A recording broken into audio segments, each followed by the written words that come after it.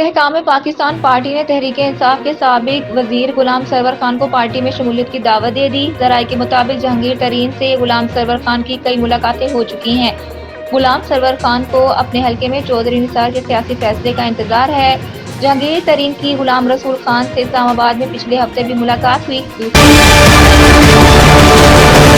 متحدہ قومی موومنٹ کے سینئر رہنما فاروق ستار نے سابق وزیر خزانہ مفتاح اسماعیل کو ایم پاکستان میں شمولیت کی دعوت دے دی۔ فاروق ستار نے کہا ہے کہ مفتاح اسماعیل کو ملاقات میں ایم پاکستان میں شمولیت کی دعوت دی ہے۔ انہوں نے کہا کہ پاکستان جن حالات سے گزر رہا ہے اس پر اچھے لوگوں کی ٹیم بنانا ضروری ہے۔ ملک میں مشترکہ قومی ایجنڈے کی ضرورت ہے۔ فاروق ستار کا کہنا تھا کہ مفتاح اسماعیل سے ملاقات میں اسی قومی ایجنڈے پر بات ہوئی۔ مفتاح اسماعیل نے مشترکہ قومی ایجنڈے کی ضرورت کو ناگزیر قرار دیا۔ ایم پاکستان کے رہنما نے کہا کہ کراچی کو اپنائیں گے، بنائیں گے، بچائیں گے تو سمجھے پاکستان کو بنایا، بچایا اور اپنایا۔ مفتاح اسماعیل کا معاشی ویژن بہت وسیع ہے۔ مفتاح نے کہا کہ وہ سوچ کر جواب دیں گے۔ ذرائع کا کہنا ہے کہ فاروق ستار اور مفتاح اسماعیل میں ملاقات 2 روز قبل مفتاح اسماعیل کی رہائش گاہ پر ہوئی تھی۔ پی ٹی آئی کے سربراہ پرویز خٹک نے کہا ہے کہ ملک میں 40 برس سے تماشا دیکھ رہے ہیں۔ بنوں میں پارٹی جلسے سے خطاب میں پرویز خٹک نے کہا ہے کہ پاکستان میں کوئی اسلام کا نعرہ لگاتا ہے تو کوئی روٹی، کپڑا اور مکان کا۔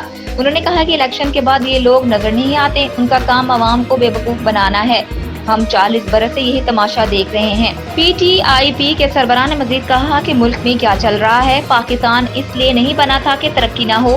جو ممالک ہمارے بعد آزاد ہوئے وہ ترقی میں ہم سے آگے ہیں۔ پاکستان میں حکمران ایماندار نہیں آئے۔ پاکستان کی ترقی ان حکمرانوں کے پاس نہیں، یہ عوام کو لوٹ رہے ہیں۔ اسرائیل عالمی قوانین کی خلاف ورزی کر رہا ہے۔ اسپیکر قومی اسمبلی راجہ پرویز اشرف نے کہا ہے کہ اسرائیل جنگی جرائم اور عالمی قوانین کی خلاف ورزی کر رہا ہے۔ اسلام آباد سے جاری بیان میں راجہ پرویز اشرف نے کہا کہ اسرائیل نے معصوم فلسطینیوں پر ظلم اور بربریت کے پہاڑ توڑ رکھے ہیں۔ اسرائیلی حملوں میں جاں بحق ہونے والوں میں سب سے زیادہ تعداد معصوم بچوں کی ہے۔ اسپیکر قومی اسمبلی نے مزید کہا کہ فلسطین پر حملے کر کے اسرائیل جنگی جرائم اور عالمی قوانین کی خلاف ورزی کر رہا ہے۔ انسانی حقوق کی عالمی تنظیمیں اسرائیلی جارحیت پر خاموش تماشائی بنے ہوئے ہیں۔ اس کی جتنی بھی مذمت کی جائے کم ہے۔ فلسطینی صدر محمود عباس نے کہا ہے کہ فلسطینیوں کو ان کی سرزمین سے بے دخل نہیں کیا جا سکتا، اپنی سرزمین نہیں چھوڑیں گے۔ مصر کے دارالحکومت قاہرہ میں غزہ کے لیے امن کانفرنس کے دوران اپنے خطاب میں فلسطینی صدر محمود عباس کا کہنا تھا کہ فلسطینیوں کو ان کی سرزمین سے بے گھر کرنا یا بے دخل نہیں کیا جا سکتا، اپنی سرزمین سے نہیں جائیں گے، اپنی سرزمین پر ہی رہیں گے۔ کانفرنس کے دوران اپنے خطاب میں اردن کے شاہ عبداللہ نے فلسطینیوں کی جبری نقل مکانی کو جنگی جرم قرار دیتے ہوئے کہا کہ عرب دنیا جو پیغام سن رہی ہے وہ یہ ہے کہ فلسطینیوں کی زندگی اسرائیلیوں سے کم اہمیت رکھتی ہے۔ ان کا کہنا تھا کہ اسرائیل جان لے جو ریاست ناانصافی کی بنیاد پر قائم ہو وہ کبھی ترقی نہیں کر سکتی۔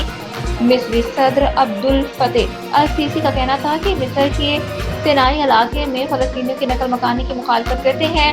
مسئلہ فلسطین کا حل نقل مکانی نہیں بلکہ انصاف کی فراہمی، فلسطینیوں کی جائز حقوق تک رسائی اور آزاد ریاست میں ہے۔